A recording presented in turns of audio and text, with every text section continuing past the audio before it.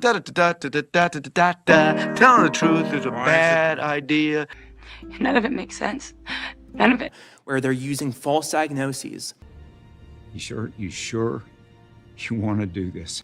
And then misrepresented sexes in order to bill insurance companies to conceal, quote unquote, gender affirming care. You know what history does to trained physicians who ignore science. Oh, wow. I was diagnosed with generalized anxiety disorder at 8 and prescribed Prozac. What if you had to tell someone the most important thing in the world, but you knew they'd never believe you? Their families left in ruins. Bleeding with pain and soaking with pain. Telling the truth can be dangerous business. Why? Why? In June 2024, California Shasta County CPS seized our 15-year-old virgin daughter, not for abuse or neglect, but solely because we refused to affirm her sudden desire to transition. Because that's what families do. Mom, they take care of each other.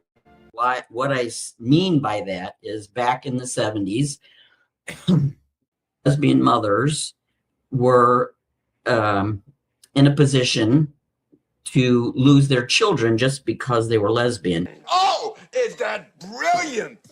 Telling the truth can be dangerous business. Honest and popular don't go hand in hand.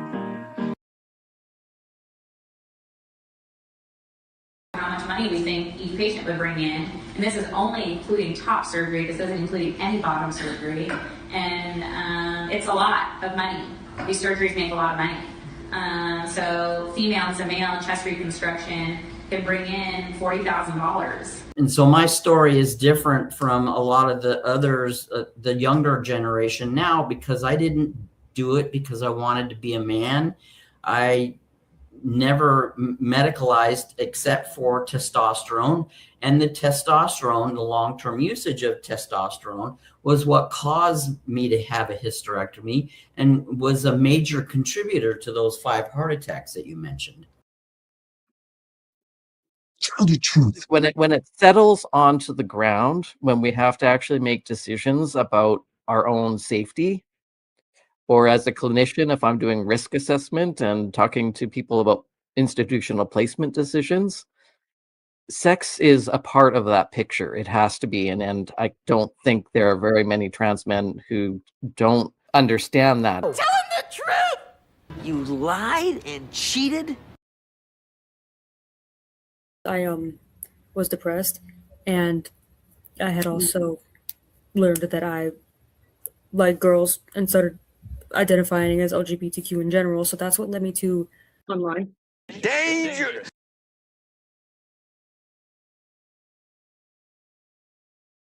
I want the truth! You can't handle the truth!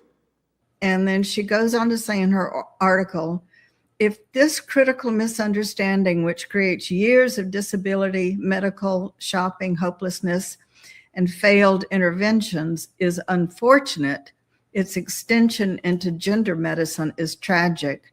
You never know what someone might believe. Telling the truth is a difficult problem. Telling the truth is a scary.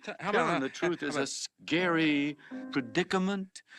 Telling the truth is a bitter herb.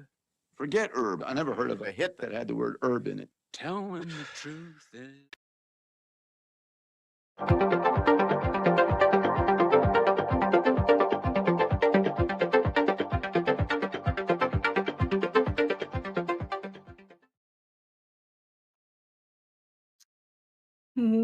Welcome, y'all.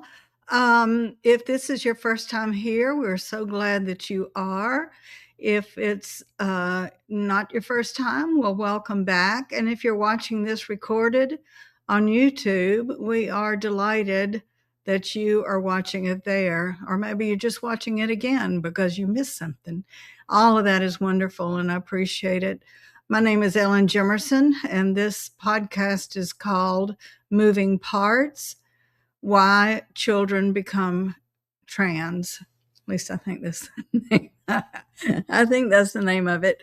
And before we get into the gender news, I was remiss last week and not mentioning that Darla, who is always in the booth, who pushes all the buttons and keep things going smoothly, had agreed to do the segment on John Money, and she did an absolutely stellar job. Her research was perfect. The graphs, the fonts, the movement of the storytelling, all of that was just wonderful. And John Money is somebody you need to know about if you want to sort of get caught up on how we got where we are today with gender. And I also want to mention that Darla has published the first of a series of books, and that's probably backwards in it, but that's the cover as I can show it. It's a series of books she's started, and it's the Ruby and Fig series, and it's just a delightful book. I bought one copy and I'll buy more. It details the lives of her dogs, Ruby and Fig, on the lake that she and her partner live on. And it's just the kind of book you really want to get back into kids' hands. They really don't need to be reading, in my opinion, some of these heavier and, in my opinion, too many of them are inappropriate for little kids. This is just what you want. It's about how we become friends with each other. It's about discovering the world around us, discovering turtles and all those kinds of things. And it's just a lovely little book. I hope you will look her up and buy the book and give it to some little kid who will really enjoy it. And the parents will enjoy reading it too. So now we come to happenings in the world of gender this week, and of course the Sophie Cunningham story continues. She being one of the Women's National Basketball Association players who made the comment that she didn't think that men who approach as women, who present themselves as women, either through surgeries and hormones or through identity, need to be playing in the Women's National Basketball Association. And the commissioner of the WNBA, whose last name is Engelbert, wrote that the league will always approach this topic thoughtfully, respectfully, and in alignment with the long-standing values of our league. Second, our player eligibility rules, unlike the eligibility rules of some other leagues and governing bodies, are collectively bargained. Lastly, preserving the integrity of our game and ensuring fair competition will always remain among the league's highest priority. The league's collective bargaining agreement states that only players who are women are eligible to play in the WNBA, but it does not include any specific language about gender identity or sex assigned at birth. On Friday, two former NBA players, Enes Kanter Freedom and Royce White, declared themselves eligible for the WNBA draft, saying they identify as women. We recognize this as a complex and nuanced topic, and we will continue to have important conversations with all of you and the Players Association in the weeks and months ahead, Engelbert said in the memo. We also plan to convene additional discussions and offer listening sessions for any team leaders who would like to participate. Your perspectives and feedback are invaluable, and I appreciate those who have already reached out to share their thoughts.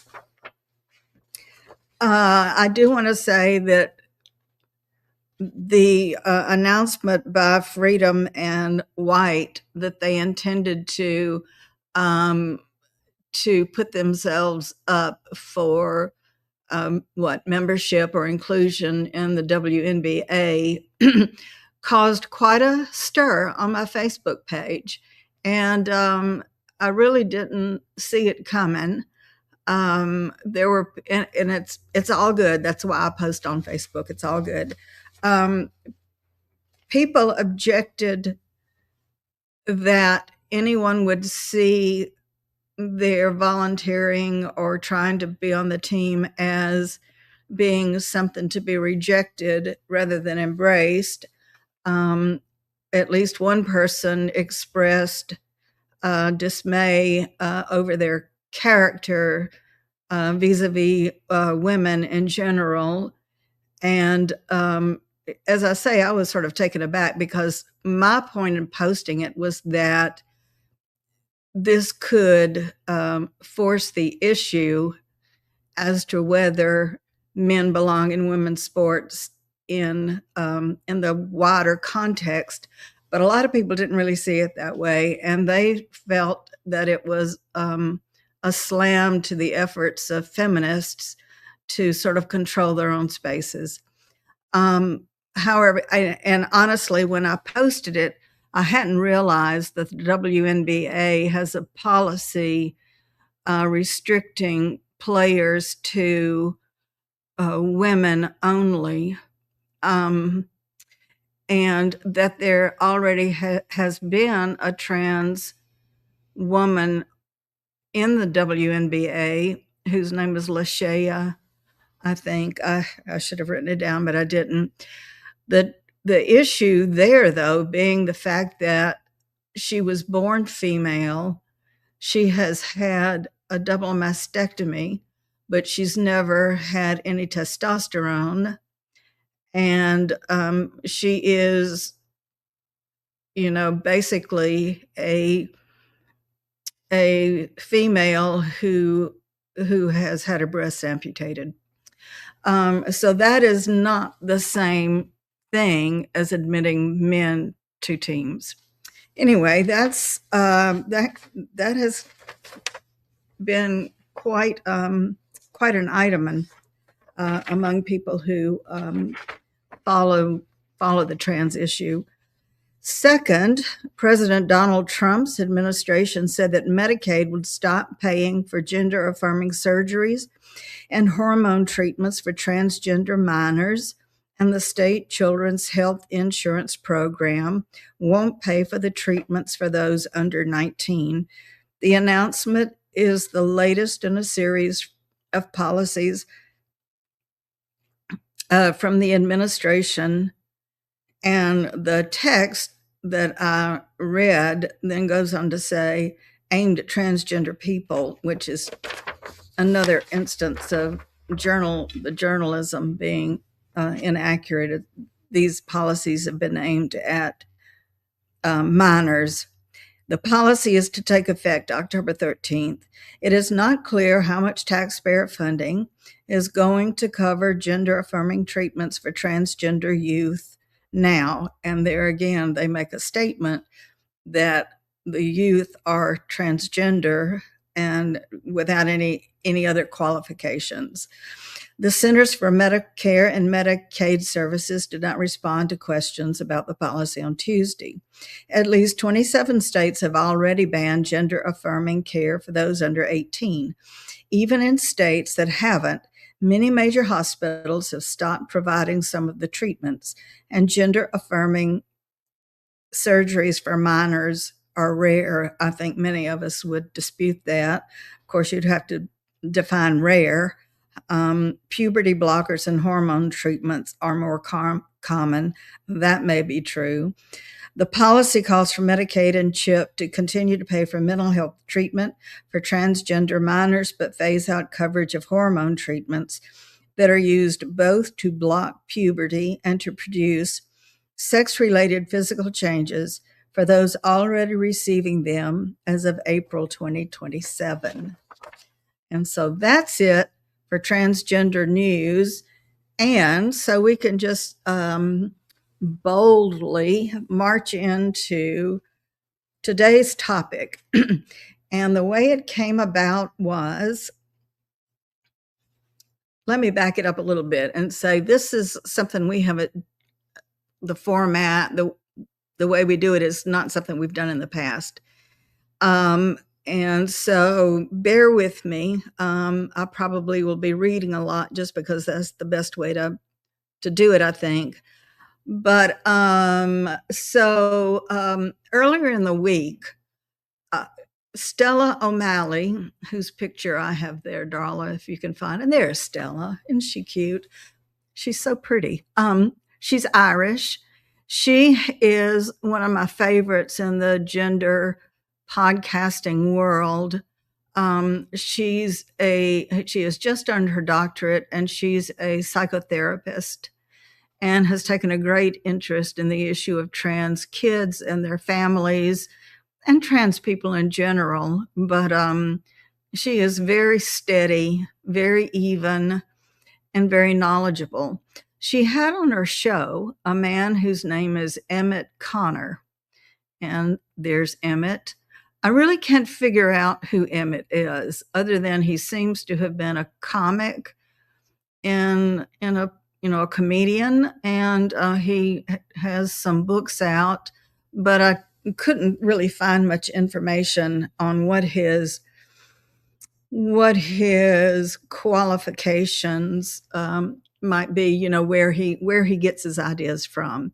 At any rate, he proposed, and I do want to stop and say Stella is absolutely right that we've got to move beyond talking about doctors and nurses and hospitals and hormones and surgeries if we're going to understand why things are the way they are now. As a historian, I know that full well. There's never just one causal factor, one causation. It's usually much more complicated, particularly when you've got an issue like this, with a lot of, as I call the podcast, a lot of moving parts. So she's absolutely on track with that. Emmet Connor has a book out called Red Pandemic, The Global Marxist Cult. And in it, he makes the claim that transgenderism can be traced to Marxism. And I didn't disagree with everything he had to say, but I disagreed with so much of it. I absolutely was not persuaded that transgenderism can be traced to Marxism. And a couple of isms came up in the interview. And I really think it's important that we have some definitions on the table so we know what we're talking about. So an ism, I thought we would get into some of these terms, what they mean. An ism is a doctrine or a belief system. For example, racism is the belief system that white people are superior to Black people for various reasons, or vice versa. Sexism, which is the idea that it's an idea that women are inferior to men when it comes to intellectual and political issues. Patriotism, it's the belief that you should love your country. Marxism, by the same token, is an ism. It's something you think. It's the way you think. Marxism is an analytical framework that places class struggle at the center of historical developments. So Marx, by the way, Marx was not a Russian. He was not a Soviet. He was a Prussian. We would call him now a German. I've actually got a picture of Marx too, Darla, if you want to look for it. At least I think I do. It places class struggle at the center of historical developments. You can't talk about Marxism without talking about classes. Connor objects he believes that Marxism is all about people feeling oppressed. It doesn't really, he really, if he thinks otherwise, he didn't say it, and I didn't pick up on it. Marxism is a framework in which you center the working class. And as part of that, Marxism talks about capitalism. And I don't believe I ever heard Connor mention capitalism, which is a very strange thing given that he wants to talk about Marxism, because I think you can easily trace the transgender, particularly the transgender child phenomenon, to capitalism. And we see that in the little short I put together called Tell the Truth, where we hear the doctor at Vanderbilt talking about how much money can be made on what she euphemistically calls top surgery alone, or mastectomies. So he never talks about capitalism. And in capitalism, and of course, the book for which Marx was most well known was called Das Kapital, or Capital. That's at the heart of Marxism. Capitalism, in capitalism, there is a ruling class which owns the means of production. It exploits the working class, who must then sell whatever power they have, which is their labor, in order to survive. So it sets up the terms that Marx used and some people still use, which are not always very helpful because we don't think in these terms. But it sets up the merchants, the planters, the bourgeoisie against the proletariat, or the working classes too. I mean, they could be working classes, they can be peasants, those kinds of things. He never mentions capitalism, which is, I mean, I don't know how you can talk about Marxism without talking about capitalism, and without really getting into the issue of classes. Globalism, which also comes up in he equates Marxism with globalism. Globalism, again, is an ism. It has to do with the interconnectedness of social systems across the globe and how we think about all of that. And because capitalism is dependent on owning the means of production, i.e. private property, according to Marx and to people who follow Marx, not necessarily verbatim, but have that general understanding of capitalism, class struggle, and so forth. Private property must give way to communalism or socialism via some kind of revolution. And I didn't put this in I intended to put in a definition for revolution, but revolution doesn't necessarily mean armed conflict. It can mean, just turning the revolutions of a wheel or something like that, or revolutions in thinking, that kind of thing. So, but it means there will be some sort of specific conflict with a beneficiary and those who don't benefit. Oh, by the way, I meant to mention, and I didn't. Why do I think I'm qualified to talk about this? Well, for one thing, I do have a PhD in history. My PhD was focused on intellectual and cultural history in the 20th century. I went on after that to go to Vanderbilt Divinity School to study liberation theology as it emanates from Latin America. So I have an MTS, a Master's in Theological Studies also. And so liberation theology it is often said that the liberation theologians were influenced by Marx. I think it's probably more accurate to say that that is true, but what really influenced them was a very close reading of the Bible, of the anti-Caesar, anti-Pharaoh, anti-kings position of the writers of the Bible, and by looking around them at the poverty that had been impressed on Latin Americans by capitalist, imperialist, and U.S. domination.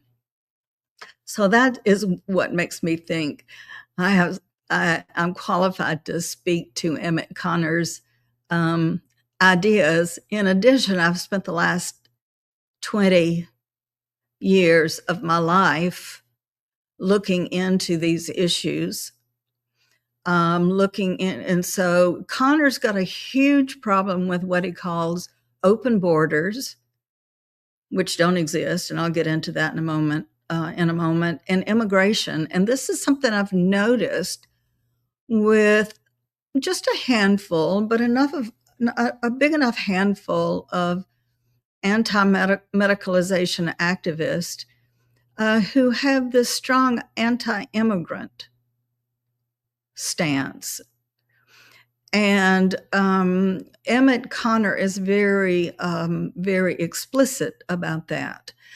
So that interests me too, because I think he's making claims that just won't stand up. I said that. A conspiracy, this also came up. A conspiracy is a plan or an agreement between people for an unlawful or harmful purpose, e.g. corruption, especially with a political motivation.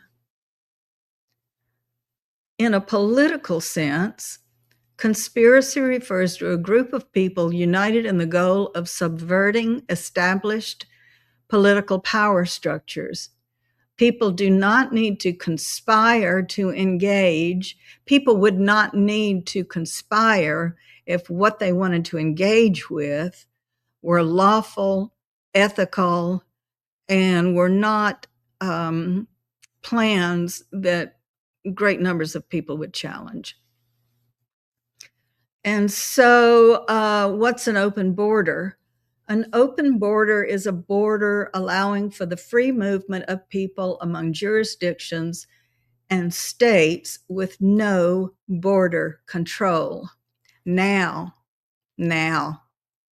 I really want y'all, if you haven't yet, or even if you have, watch it again.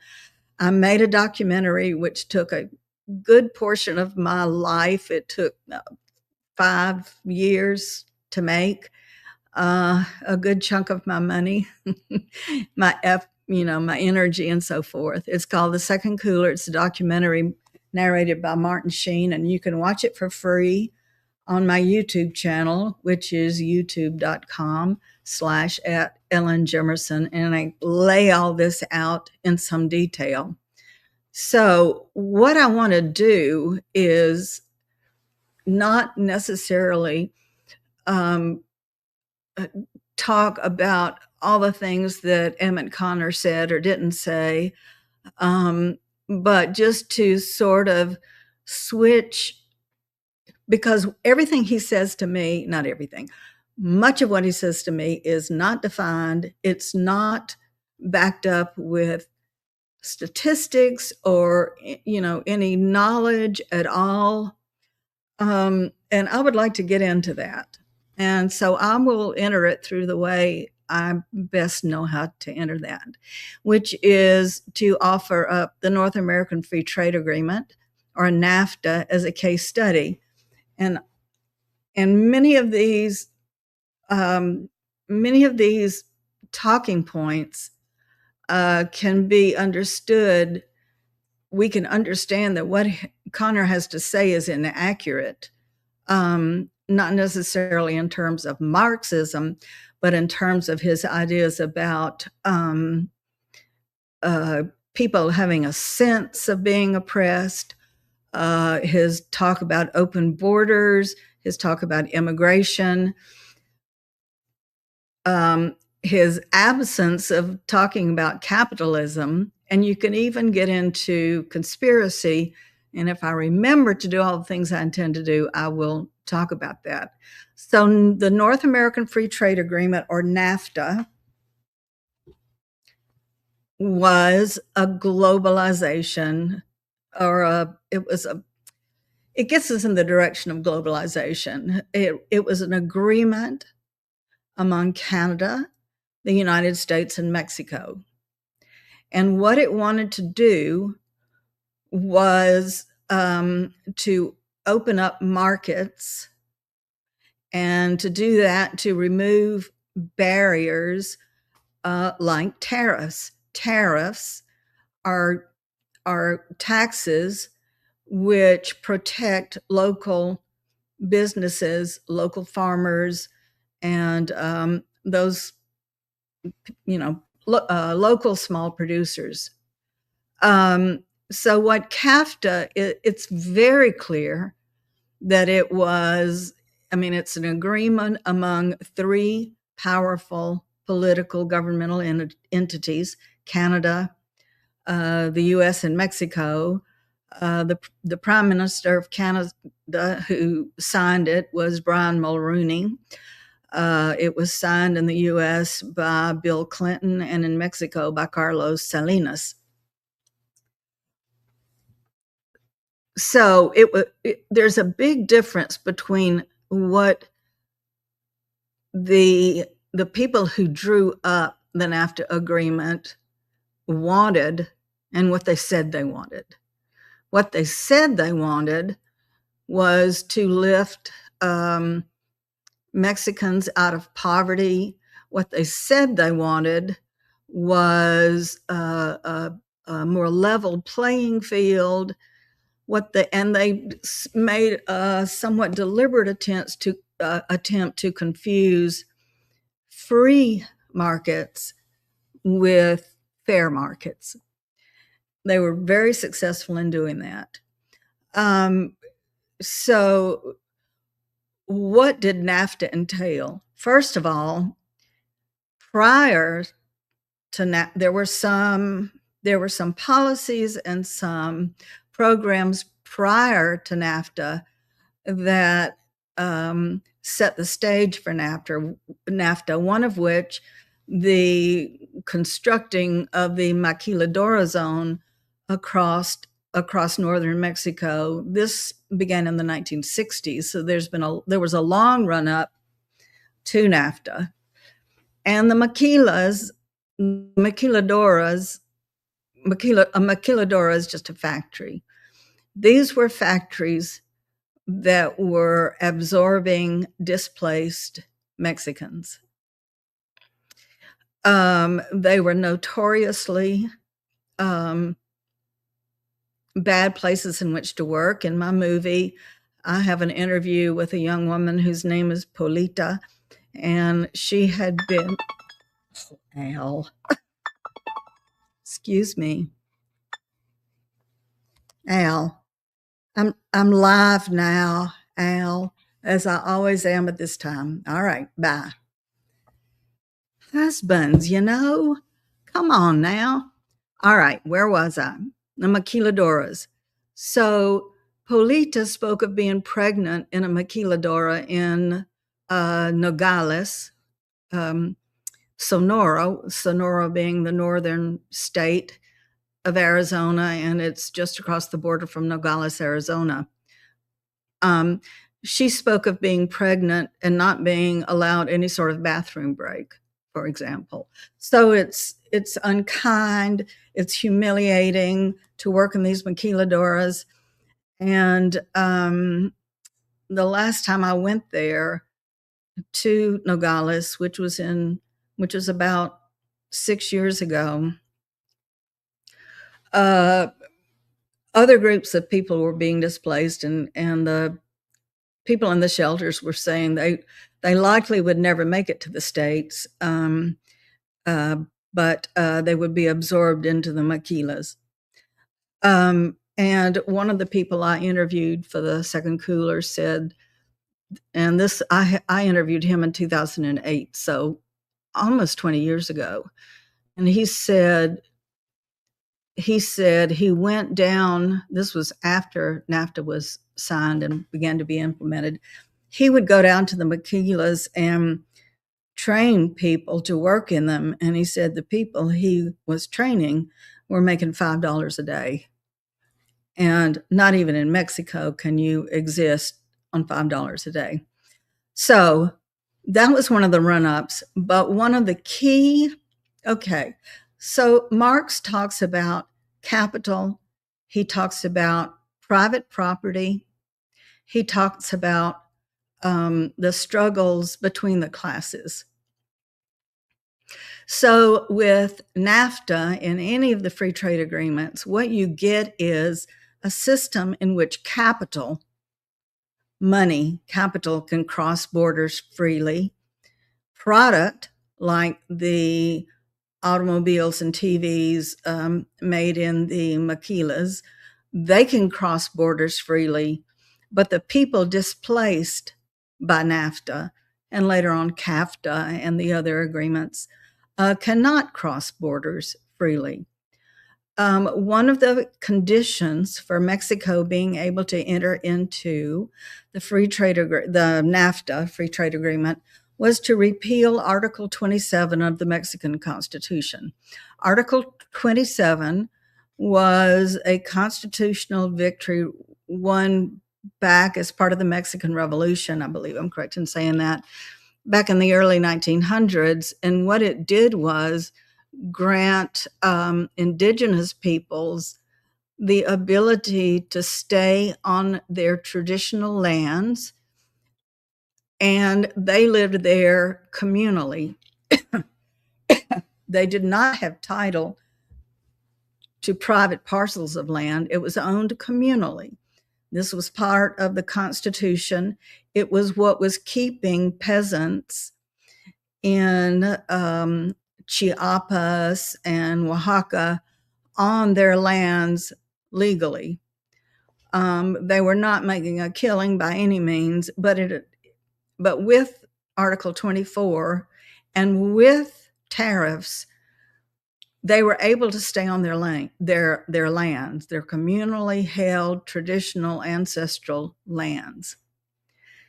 It had to be removed. That is not a blow at communal property. That is a bid for private property, for turning communal property into private property, displacing people from it, opening those lands up to the markets, and with the removal of tariffs, making those peasants unable to compete with the major producers of corn and beans like Archer Daniels Midland, which continued to receive subsidies.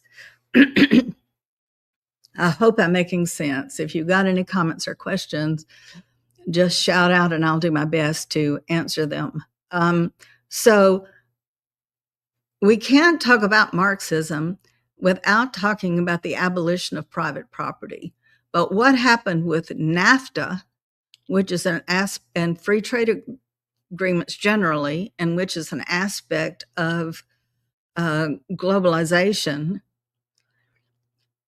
we have a quest for more and more private property on steroids.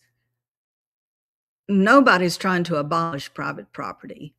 The corporations are trying to get their hands on other people's property. They want other people's property because they want whatever it is they can do on that property. They also want access to the aquifers, the water resources which are underneath those lands. They want to be able to sell their cheap corn and beans to other Mexicans. And so that is getting your hands on somebody else's private property. And that's not Marxism. On the day that NAFTA was signed, there was an uprising, by a group known as the Zapatistas, who took over the courthouse in somewhere in Chiapas, I want to say. The leader was Comandante Marcos, and were they rebelling against NAFTA because they wanted to destroy private property? Well, what they wanted was to be able to maintain their communal property. And so, just a basic understanding of what was happening. I have witnessed protests in Mexico City. To say that there's this conspiracy to do away with private property, and you somehow connect that to open borders it's an argument without a logic. And so what else happened in conjunction with NAFTA? In conjunction with NAFTA, the North American Free Trade Agreement, borders were not opened. Far from it. The borders began to be hardened.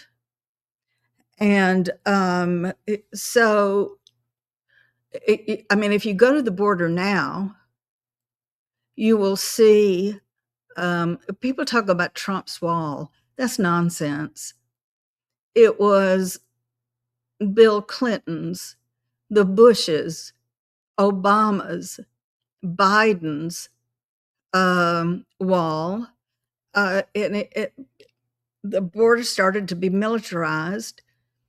And the purpose of militarizing the border was to keep displaced peoples from coming across the border and trying to get access to the means of life that had been taken from them. So you go there, and there are walls made of leftover metal panels from the Gulf War. There are infrared cameras everywhere. There are all sorts of surveillance systems, which just gets harder and harder and harder. Police dogs, Border Patrol vehicles everywhere. There have been so many people displaced and so many people trying to cross the border that Bill Clinton authorized a policy that is still a federal policy in the U.S., which is known as prevention through deterrence.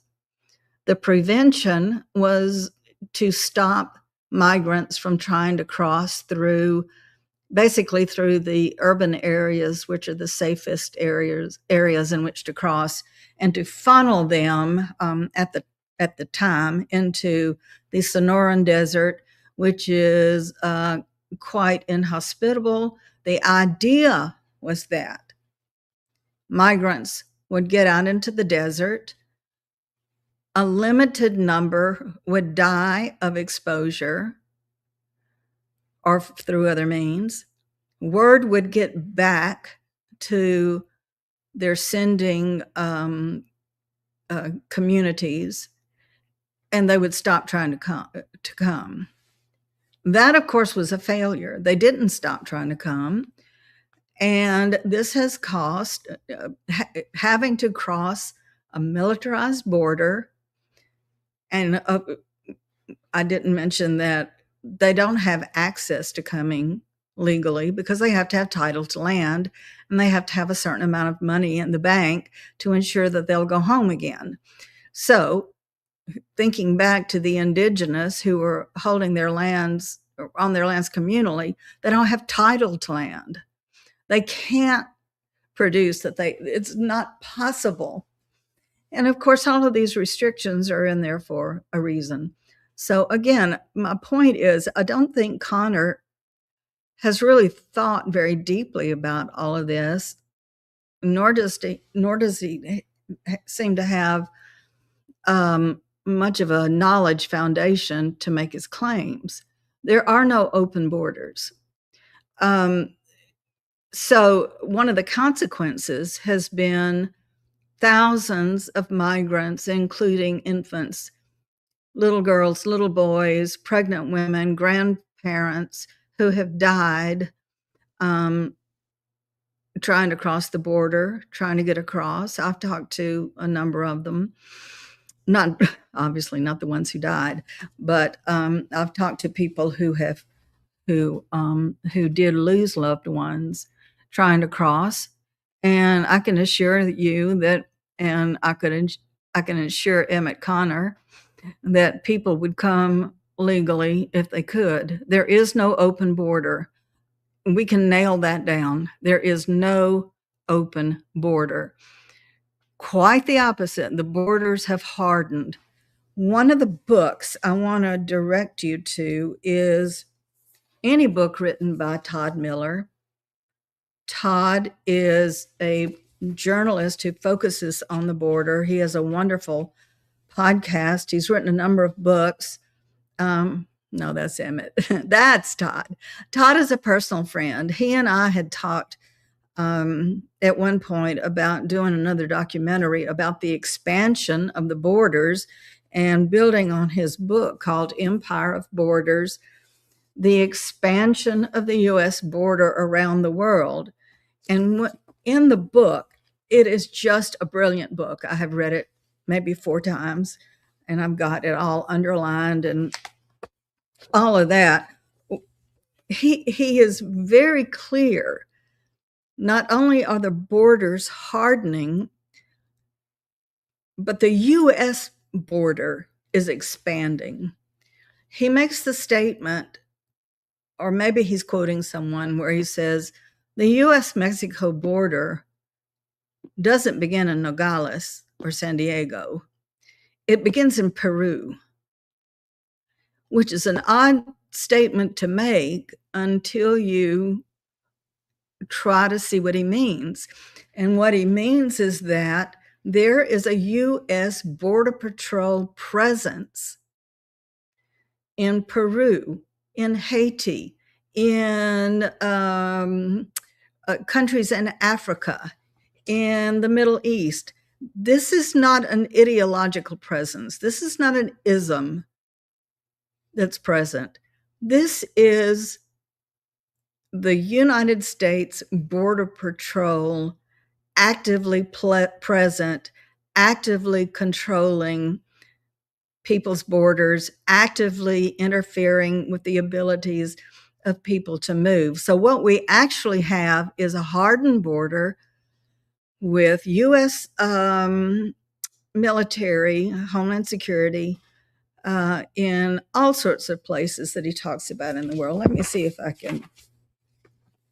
He talks about the Palestine-Mexico border, the Philippines, the Caribbean frontier, the periphery of our empire, the global caste system, by which he means that what has happened is we're not looking at the abolition of private property. We are not looking at recognition of a class struggle in order to shore up the well-being of working class peoples or peasants.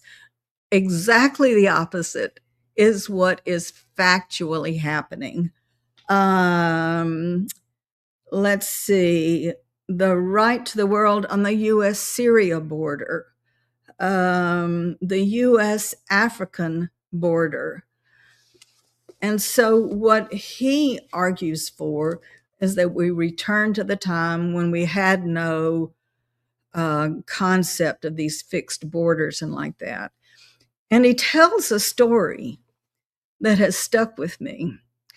He tells a story of a gay man from Florida, I think he was, who had gone to Canada and was wanting to come back into the United States, which is his home. And the Border Patrol officer there,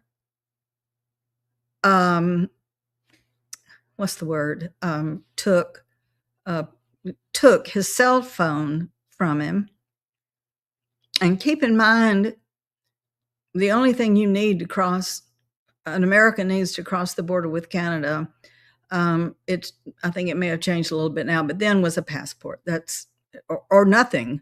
You didn't even really need a passport. You just could come on through. But he requisitioned his cell phone, and in it were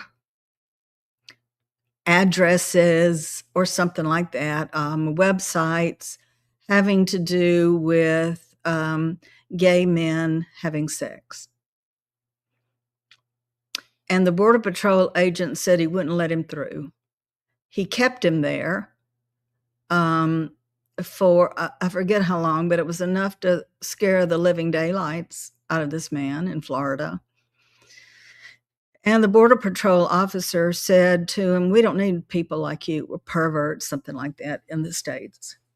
And so he arrested him, basically, stopped him. And I can tell you from experience, having been arrested by Border Patrol in Asia, that it is the most frightening thing that can happen to you. They have total power over you. They can say anything they want to you. They can demand anything from you that they want to demand. And it is absolutely terrifying. The man was able to go on his way, and, you know, that's good. But that is not an open border. There's nothing about this that speaks to open borders. There is no argument that we now have an open border system, and that and something to do with mass migration. Again, I want to emphasize that if people could stay on their own lands, for one thing, that would be helpful. If they weren't being displaced by our policies, that would be helpful. Let's talk some about the conspiracy aspect. Stella points out that by conspiracy, it doesn't mean that you've got a group of people sitting around a table scheming and working up a plan.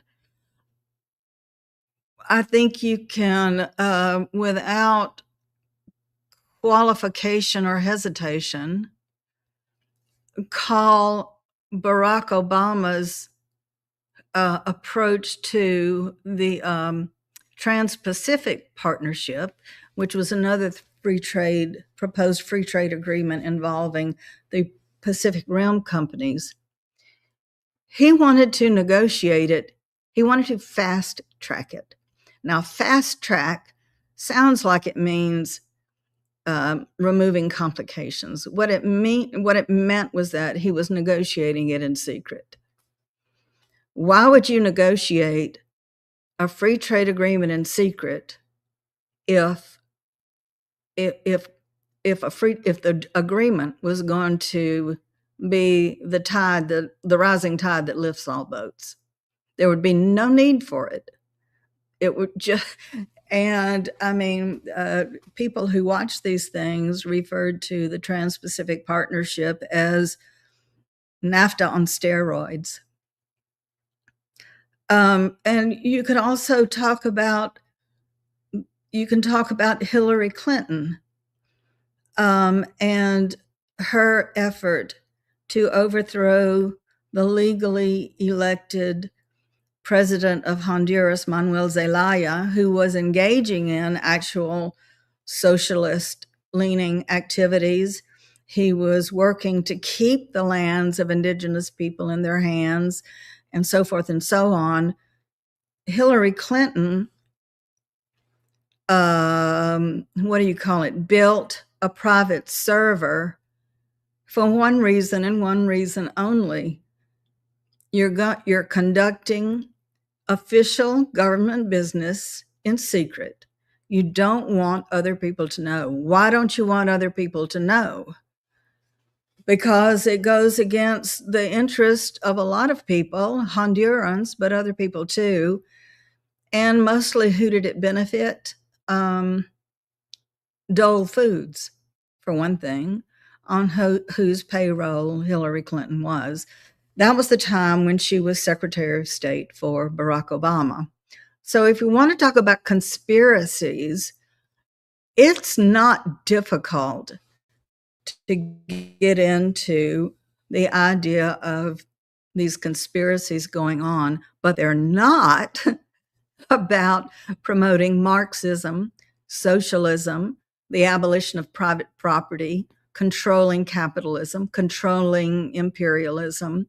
That's not what's going on. And if you don't look at anything else, again, I urge you, get this book, read it. It's easy to read. It's very well researched. It's very well received by other journalists who cover the border or borders. And so that is, let's see, how long have we been going? An hour. Let me just, there was something else I wanted to, so I've got some other books. There's this little series called A Very Short Introduction to, and they're like, I don't know, 100 titles or something, but these are short. I've got one on capitalism, written by James Fulcher. Yeah, there we go. I've got one on Marx, written by Peter Singer. There we go. One written on globalization by Manfred B. Steger. And so, so again, to try to come back to Emmet Connor, his what he says, but which he can't support and doesn't really attempt to, is that globalization is a Marxist project.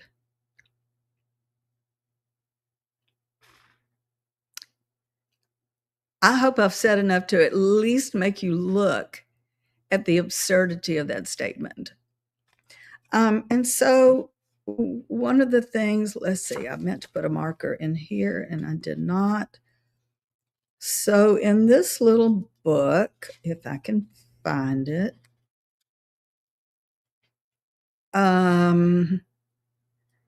he talks about the myths of globalization, and they will all sound very reasonable to you.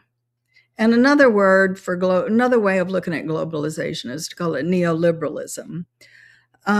Shoot, why didn't I put my marker in here? Because this is helpful. Dog, take it, Ellen. You know, you have one job. One job. Oh, well, let me see if I can just tell you. He's one of the things he says. Oh, wait.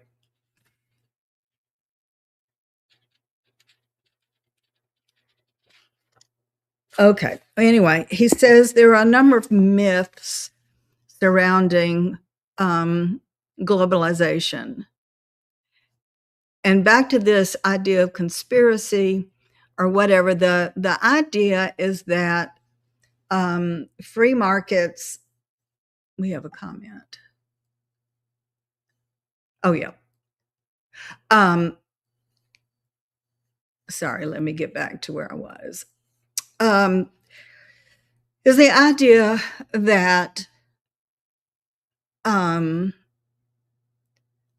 all of these things that are going on, globalization, is driven by markets, that there's nobody at the helm,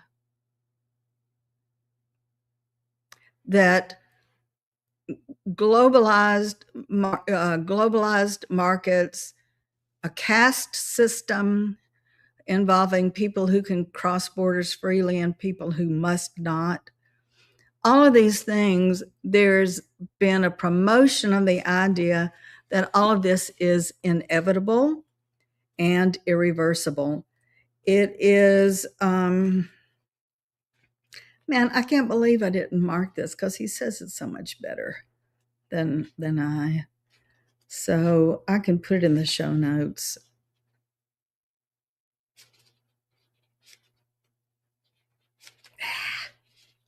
Y'all, that makes me so mad. Mad at myself. And thank you for hanging in there with me. If you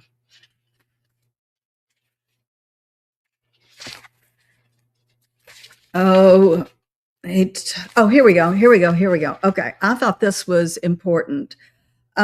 He writes that Business Week, The Economist, Forbes, The Wall Street Journal, and the Financial Times are among the most powerful of dozens of magazines, journals, newspapers, and electronic media published in the wealthy countries of the Northern Hemisphere that feed their readers a steady diet of globalist claims. Globalism has become what some social and political thinkers call a quote strong discourse, end quote, one that is notoriously difficult to resist and repel because it has on its side powerful social forces that have already pre-selected what counts as real and therefore shape the world accordingly.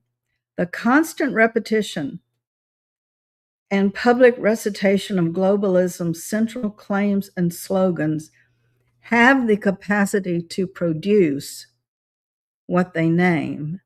As more neoliberal policies are enacted, the claims of globalism become even more firmly planted in the public mind. And so this is the first claim he mentions, and I won't go into it, but just, if you're interested, you can get this little book. It couldn't be very expensive. Globalization, this is the claim. Globalization is about the liberalization and global integration of markets. It's anchored in the idea that the self-regulating market, that the market is self-regulating. The second is that globalization is inevitable and irreversible, which is what I have said. And he says, throughout the 20th century, liberals and conservatives have leveled reasonable criticisms against Marxists for their determinist claims that devalue human free agency. But that is what this claim is a determinist claim. It's already been set in motion. There's nothing we can do to stop it. And it's ultimately for the greater good of all mankind. And if you look at poverty statistics and immigration, all of that, you're going to find something else. The third claim is that nobody is in charge of globalization. Again, you've got this deterministic language that says people aren't in charge of it. Just markets and just technology. The market is the thing, and it operates beyond, it's almost like the deist theory of God as the clockmaker who wound up the clock and then it just ticks away, and he's gone. The fourth claim is that globalization benefits everyone, and you've heard that. You've heard it over and over and over. You've heard it. Let's see. They talk about rising global living standards, economic efficiency, and all of that we heard with NAFTA. All of that we heard with CAFTA. All of that we've heard with every sort of effort to consolidate the power and the bank accounts of a handful of people at the expense of millions and millions of other people. Let's see. I think there was one more. Don't you love being read to? It's my favorite thing. But the fifth claim, globalization furthers the spread of democracy in the world. This is it. How? How can it possibly spread democracy in the world? And that claim is going unchallenged in the public discourse. So here are a couple of quotes from people you may have heard of. This is from Alan Greenspan, who was chairman of the U.S. Federal Reserve Board. There can be little doubt that the extraordinary changes in global finance on balance have been beneficial in facilitating significant improvements in economic structures and living standards throughout the world. Peter Sutherland, who was chairman of British Petroleum, said globalization's effects have been overwhelmingly good. Ask those people displaced in Chiapas how much better their lives are. Ask Hondurans how much better their lives are. Spurred by unprecedented liberalization, world trade continues to expand faster than overall global economic output, inducing a wave of productivity and efficiency and creating millions of jobs. And then finally, George David, who was CEO of United Technologies Corporation, wrote, "We are at an optimistic time in our world. The barriers between nations are down. Economic liberalism is decidedly afoot and proven to be sound. Trade and investment are soaring. Income disparities between nations are narrowing, and wealth generation is at record high levels, and I believe likely to remain so." Really? See, this to me sounds closer to what Emmet Connor has to say, which bears no relationship to Marxism, and how he gets from transgender hormone surgeries, puberty blockers on children to Marxism. I mean, how many impossible things can you believe before breakfast? All of this is, and I really want to nail home the point that there are no open borders. There are no open borders, people. But as Peter Steger in his book on globalization says, if you get people reciting a creed often enough, they will so internalize it that they cannot repel it. I'm a Baptist, despite my membership now in a Presbyterian church. But Baptists are non-creedal people, and there's a reason for that. And so even though when it comes time to say the Apostles' Creed, I say it, I don't stand up and refuse to say it, but you say it enough. I believe in God the Father Almighty, maker of heaven and earth, and in Jesus Christ, his only Son, our Lord, who was conceived by the Virgin Mary, suffered under Pontius Pilate, was crucified, dead, and buried.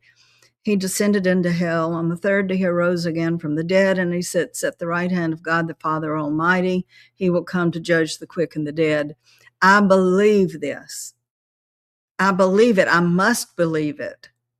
My eternal salvation depends on it. You say that so often, and when somebody like me comes along and says, I think you're missing the point.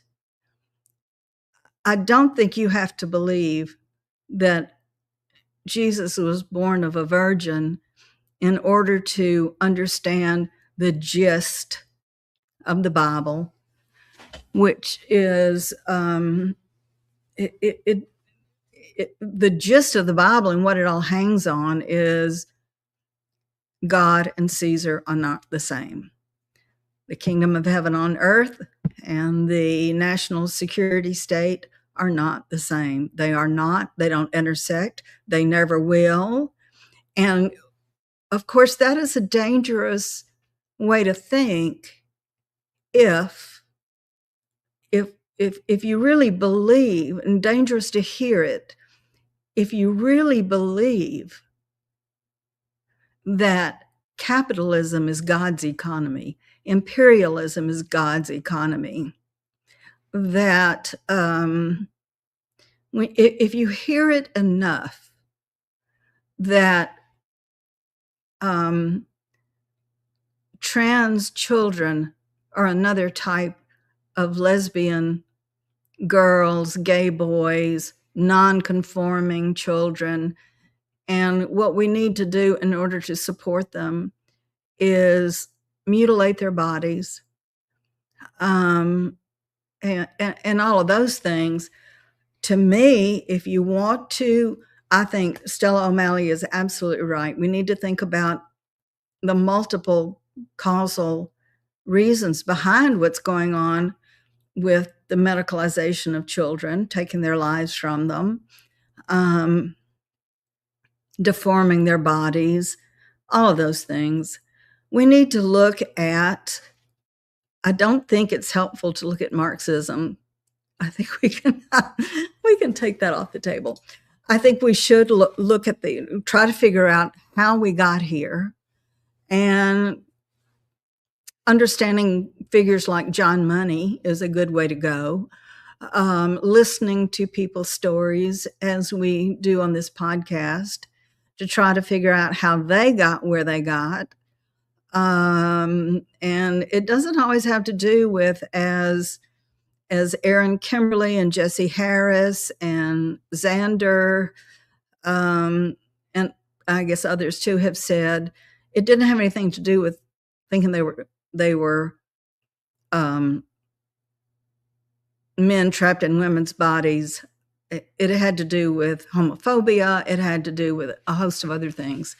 But I think we also need to look at journalism, like the text that I was reading you, where it says, where people keep saying medical care is being withheld from transgender children, which is just not true. Look it up. So anyway, we have gone a full hour. Let me know if you liked this sort of format of me just jabbering on about things I actually know something about, or what you think. And I always forget to say, but I always mean to say, please like this video, please offer a comment, please share it, and please subscribe. It's really important. If we actually care about these kids and about what people are going through, it helps, the algorithm, the all-knowing algorithm in this world we're now living in needs for you to do that. Okay. I think Darla's going to roll us out. Thank you. And I hope you have a good rest of the week, and I will see you back here next Tuesday. All right.